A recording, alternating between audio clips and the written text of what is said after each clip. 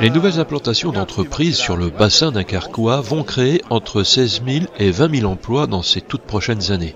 Ce sont autant de nouvelles opportunités que chacun pourra saisir sans distinction d'âge ou de niveau de connaissance, mais sûrement après une formation. Nous allons avoir besoin beaucoup de salariés dans ces entreprises et c'est vrai que le territoire a voulu commencer à les former avant qu'elles soient installées pour que nos habitants aient le plus de chances possible de trouver un emploi dans ces entreprises. Et Lone Plage, comme beaucoup d'autres actuellement, a souhaité mettre en place un forum réservé aux formations et aux emplois pour les futures gigafactories et pas seulement, qui arriveront sur le territoire d'ici 4 à 5 ans. Lone Plage, située au cœur de ce bassin d'emploi, proposait ce 16 mars à la salle Coluche son premier forum de la formation dédié à ces nouvelles industries.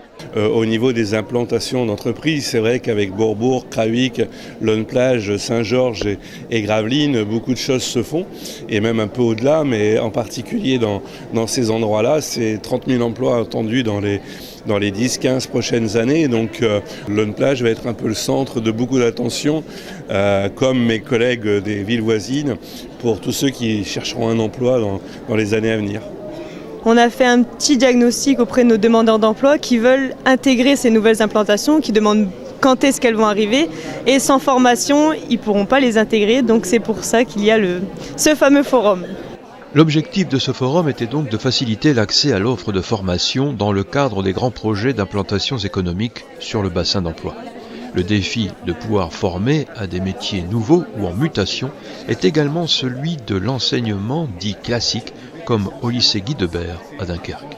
Nous sommes un lycée classique, mais au sein de nos cours, effectivement, nous nous adaptons au tissu économique. Donc, la société change en même temps que les entreprises. Notre enseignement doit changer et également apporter des solutions pour nos élèves et nos étudiants. Et il suffit de regarder toutes les nouvelles entreprises, par exemple, qui vont venir s'implanter. Je pense notamment à Vercors ou à Prologium.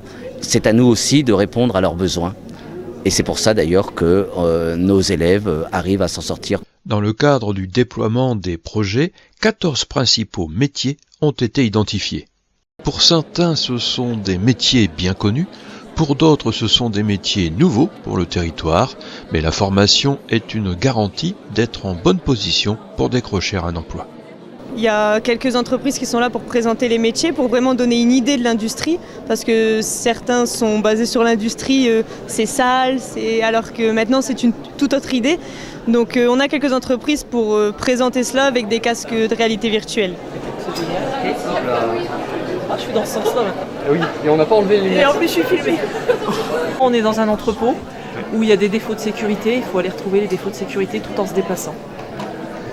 On perd l'orientation et puis on est complètement en recul du forum autour de nous. Là, hein. Je veux dire, on est complètement à 100% baigné dans l'entrepôt et la mission. Vous pensez que c'est une bonne solution pour recruter, en tous les cas pour faire découvrir les métiers, c'est génial. Ouais. Ça sert à quoi? Ça sert à quoi? Ça sert principalement pour les gens qui ne savent pas dans quoi s'orienter ou qui se posent des questions, qui veulent travailler dans l'industrie, qui ont des préjugés, qui ne savent pas vraiment comment ça se passe. Ça permet vraiment de s'immerger dans un entrepôt, dans un milieu de travail en fait, de manière très réelle et de pouvoir se rendre compte de si on est fait pour un métier ou pas. Donc on a principalement deux types de contenus dans ces casques à l'heure actuelle. C'est soit de la vidéo de découverte pure et dure, donc il n'y a pas d'interaction, c'est vraiment de la vidéo où il se passe des choses autour de nous. Il y a une voix off qui nous explique comment se passe le métier, etc., comment ça se passe dans l'entreprise. Et le second type de contenu qui sont donc les chasses au risque, c'est des outils de formation HSE, donc pour les gens qui travaillent dans l'industrie déjà. Et ça permet vraiment de se rendre compte des dangers qu'il peut y avoir dans un milieu de travail. Alors il y a plein de milieux de travail, on a une vingtaine d'applications différentes, que ce soit dans des entrepôts, que ce soit pour le travail en hauteur, que ce soit dans les bureaux pour les gens qui travaillent sur des ordinateurs.